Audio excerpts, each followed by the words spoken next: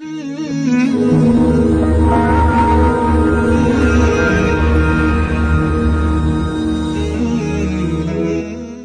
لشکر آپس میں لڑ رہے ہیں ایک میدان میں۔ ایک جنگلی بدوؤں کا قافلہ، جنگل کے لوگ اپنے قبیلے کو لے کر، ایک جنگلی قبیلہ اپنے سردار کے ساتھ نقل مکانی کر رہا ہے ایک جگہ سے دوسری جگہ۔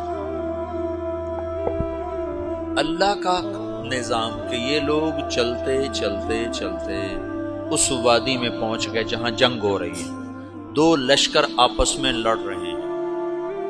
جب یہ وہاں پہنچتے ہیں تو ایک لشکر کے قدم اکھڑ رہے ہیں اور دوسرا غالب آ رہا ہے۔ ان کو نہیں پتا شکست کھانے والے کون ہیں اور فتح پانے والے کون ہیں، ان کو نہیں پتا۔ اس جنگلی قبیلے کے سردار کا نام بھی تغرل ہے، تغرل۔ تو یہ سردار کہتا ہے جو شکست کھا رہے ہیں ان کی مدد کرو، کچھ پتہ نہیں کون ہے، کہتا جو شکست کھا رہے ہیں ان کی مدد کرو۔ تو 400 وحشی جنگلیوں نے فاتح لشکر کے پیچھے حملہ کر دیا۔ تو ایک کافی ہوتا تو 400 دوڑ دوڑ جب تلواریں پڑیں تو چند لمحوں میں نقشہ بدل گیا، بھاگنے والے جم گئے اور جمنے والے بھاگ پڑے۔ جب جنگ ختم ہوئی تو شکست خوردہ لشکر کے بادشاہ نے ان کو بلایا، اسے پوچھتا ہے مجھے جانتے ہو میں کون ہوں؟ کہا نہیں۔ کہا تو تم نے میری مدد کیوں کی؟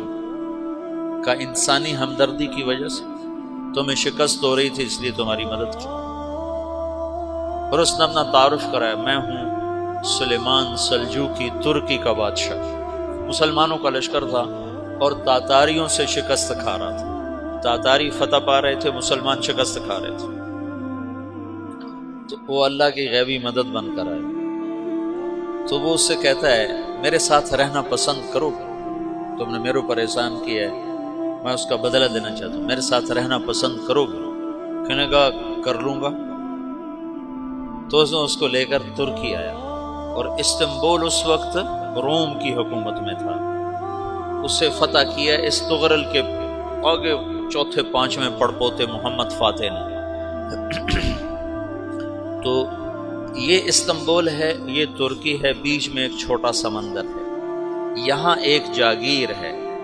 تو سلطان سلیمان کہتا ہے یہ جاگیر تجھے وقف ہے، ادھر سے رومی مجھے تنگ کرتے ہیں حملے کر کر کے، تو میرا دفاع کرتے رہنا، یہ جاگیر تیری۔ اس جاگیر پہ اس نے اپنے قافلے کو آباد کر دیا، اپنے قبیلے کو، اور ایک چھوٹی سی حکومت بنا لی، جو ایک صوبہ سمجھو سلمان سلجوقی کا، وہ ایک چھوٹا سا صوبہ ہے۔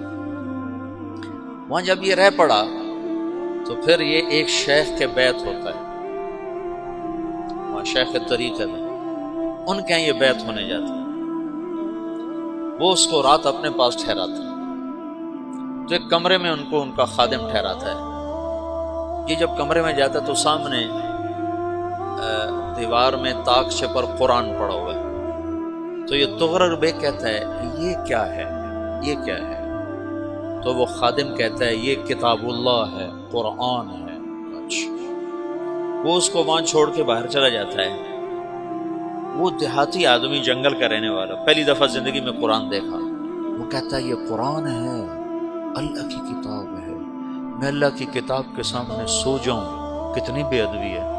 تو اس نے اسے قرآن اٹھایا اور سر پہ رکھا اور کھڑا ہو، ساری رات قرآن سر پہ رکھ کے کھڑا رہا۔ رات کے پچھلے پہر اس کو خواب آیا، کھڑے کھڑے اس نے دیکھا کہ اس کی پشت سے ایک چاند نکلا اور شیخ کی بیٹی کے سینے میں جا کے اتر گیا۔